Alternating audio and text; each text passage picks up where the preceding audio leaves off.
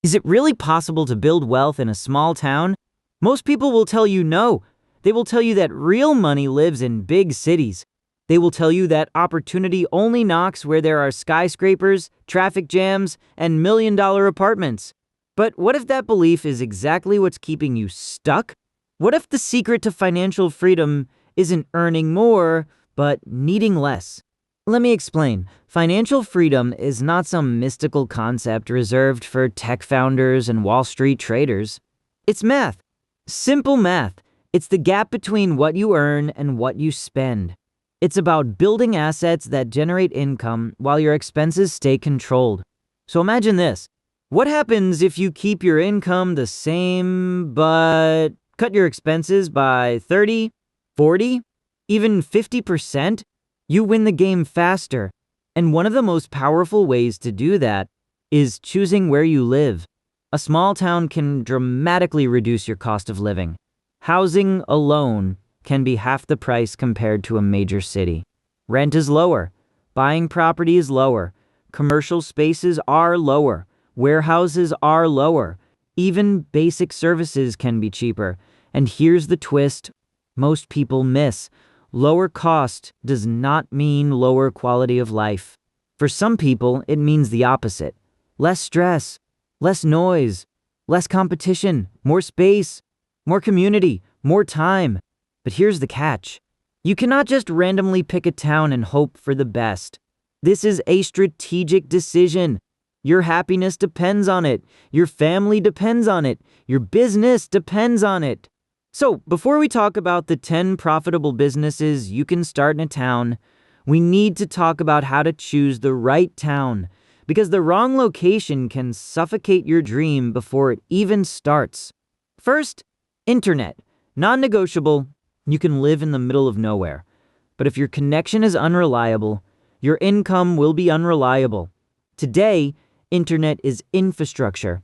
It's your office, it's your marketing department. It's your storefront. Stable mobile coverage and strong broadband are essential. Second, healthcare and social services. This is about peace of mind. You want reasonable access to clinics, hospitals, and emergency services, especially if you have children or elderly family members. Security reduces stress, and reduced stress improves decision-making. Third, utilities, electricity. Basic infrastructure must be stable. Cheap rent means nothing if power outages shut down your business twice a week. Fourth, climate and seasonality. Some towns look magical in summer. But what happens in winter? Does snow isolate the area? Do floods block roads? Are there extreme weather patterns? You need to understand the rhythm of the place. Fifth, transportation. Small towns often require a car. That's fine. But is there public transport available if needed? How far is the nearest larger city? Proximity can be an advantage. Here's a simple trick. Open a map, pick a large city near you. Draw a 30, 50, or 70-mile radius around it. Inside that circle, you'll often find small towns with dramatically lower costs, but access to big city demand. That's strategic positioning, close enough to benefit, far enough to save. Now, once you choose wisely, the real question begins. What businesses actually work in a town? Let's dive into 10 profitable ideas. And stay with me until the end, because the last one might be the most underrated opportunity of all. Number 1, senior care services. Look at demographic trends. Populations are aging, especially in rural areas. Many young people leave for big cities. Parents and grandparents stay, but daily life becomes harder. Transportation is limited. Access to services is limited. Loneliness increases. A senior care business can include companionship, meal delivery, assistance with paperwork, transportation to medical appointments, grooming services, and basic home support. Families are often willing to pay for peace of mind. And here's the powerful part. This business is relationship-based. Once trust is built, Referrals grow naturally. You're not just providing a service, you're becoming part of the community. Number 2, a specialized gym. Now, you might think, a gym in a small town? But not a massive luxury fitness center. Think lean. Think functional training. Think CrossFit-style setups. Minimal machines, free weights, open space, industrial vibe. The rent for a warehouse or open unit in a town is often dramatically lower. And people still want health. They still want energy. They still want community. In fact, in smaller towns, a gym can become a social hub. You can offer group classes, personal training, boot camps, even mobile sessions in nearby villages. Low overhead, high loyalty. Number 3, rural tourism. If the town has charm, landscapes, hiking trails, lakes, or historical character, you have an opportunity. People in cities crave escape. They crave silence. They crave stars in the sky. You can renovate a property and turn it into a guest house. You can list it online. You can build a brand around authenticity. But here's the key. Experience matters more than decoration. Guests remember how you made them feel. Number 4, a rural tourism management agency. This is where things get interesting. Many property owners in small towns do not want to manage bookings, cleaning, marketing, or online listings. You can become the middle person. You manage listings. You handle communication. You coordinate cleaning and maintenance. You take a percentage. You scale without owning property. You build systems. And the more properties you manage, the more stable your income becomes. Number 5, organic farming. Demand for chemical-free produce is growing. Urban customers are willing to pay premium prices. Small-scale organic farming can be incredibly profitable if done right. Focus on high-margin crops. Build direct relationships with customers. Sell to restaurants. Sell through subscription boxes. Cut out middlemen. The margin increases when you control distribution. This is not about massive industrial farming. It's about smart farming. Number 6, adventure tourism. Paintball, zip lines, climbing parks, outdoor obstacle courses. You need land, which is easier and cheaper in a town. These activities are often seasonal, summer peaks, but that's the beauty. You can combine this with another business. You can create events, corporate team-building days, birthday packages, memorable experiences sell themselves. Number 7, a plant nursery and landscaping service. In smaller towns, homes often have gardens. People invest in outdoor spaces. You can sell plants, garden accessories. You can also offer landscaping design and maintenance. Initial space is required, but again, rent is lower, and gardening is both practical and emotional.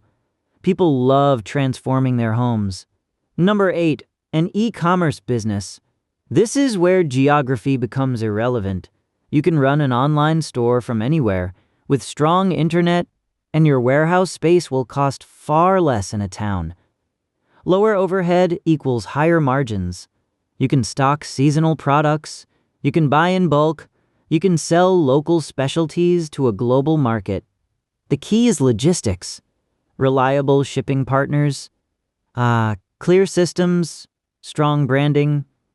Many successful online businesses operate from places most people have never heard of. Number 9, mobile beauty and grooming services. Not every small town has a salon, but everyone needs haircuts, especially elderly clients who may struggle with transportation. You can travel between villages or create a small salon space at home. High repeat customers. Convenience is powerful. Number 10, acquire an existing business. This is often overlooked. In small towns, many business owners are aging. They may not have family to take over. They want to retire, but they also want their business to survive. You can buy an operating cafe, a small manufacturing unit, a repair shop, a local store. You skip the startup phase. You inherit customers. You inherit cash flow. And often, in small towns, negotiation can be more flexible. But here's something deeper. All these businesses share a pattern. They either solve a local problem or they connect local resources to outside demand. That's the formula. Solve internally. Sell externally. Now, let me give you a mindset shift. Many people think small town equals small opportunity, but competition is often lower. Marketing noise is lower. Community loyalty is stronger. Word travels fast. If you provide value, you become known quickly. In big cities, you fight for attention. In small towns, you earn trust. Trust compounds. But there's another advantage. In cities, time disappears in traffic, in stress, in distractions. In towns, you often reclaim hours every week. Those hours can be invested in building systems, learning marketing, improving operations, growing assets. And remember, the original equation, financial freedom is a game of income minus expenses. If your business generates moderate income, but your expenses are dramatically lower, your savings rate explodes. Savings invested become assets. Assets generate passive income. Passive income buys freedom. Let me tell you something important. Moving to a town is not about escaping ambition. It's about repositioning ambition. It's about playing a different game. It's about designing a life instead of chasing one. But I need to be honest. This path is not for everyone. If you thrive on constant nightlife, endless events, and high-density networking, you may struggle. But if you value autonomy, community, and strategic growth, this could be transformative. Before making any move, visit. Spend weekends there. Talk to locals. Observe patterns. Are shops busy? Are there empty storefronts? Are there young families moving in? Or is the population shrinking rapidly? Data matters. Emotion matters too. Do you feel aligned with the place? Can you imagine building something there for 10 years? Because businesses take time. And patience is easier when your environment supports you. Let's zoom out for a second. Imagine living in a city where your monthly expenses are $5,000. You need to earn $6,000 or $7,000 to feel safe. Now imagine living in a town where your expenses drop to $3,000.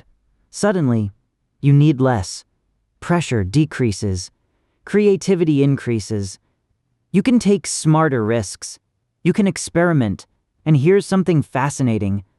Some of the most resilient entrepreneurs build in overlooked places. They are not distracted by trends. They focus on fundamentals, community, consistency. And over time, that quiet focus becomes powerful. Let me challenge you with a question. Are you chasing opportunity? Or are you chasing status? Because sometimes we stay in expensive cities, not for logic, but for image. A small town strips away image. It forces clarity. It forces you to ask, what do I really want? Or validation. If your answer is freedom, then strategy matters more than skyline views. And remember, this final principle: do not look for a job. Create one. Better yet, create a system that creates income. Whether that's senior care, e-commerce, or acquiring an existing operation. The opportunity exists, but it requires initiative. It requires courage, and it requires thinking differently. Small towns are not the end of ambition. For some people, they are the beginning of independence, the beginning of ownership, the beginning of building wealth quietly. So here's your next step. Open a map tonight. Draw that radius around a larger city.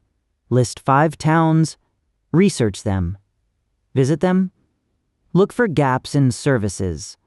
Look for aging business owners. Look for unmet needs. Opportunity hides where others are not looking. And maybe, just maybe, Your path to financial freedom is not upward into a skyscraper, but outward into open land. More clarity, less expense, more margin, more loyalty. Think about that. And when you're ready, don't wait for permission. Create your own economy, because the truth is simple. Wealth is not about where everyone else is going. It's about positioning yourself where you can win, even if that place is a small town most people overlook, especially if it is.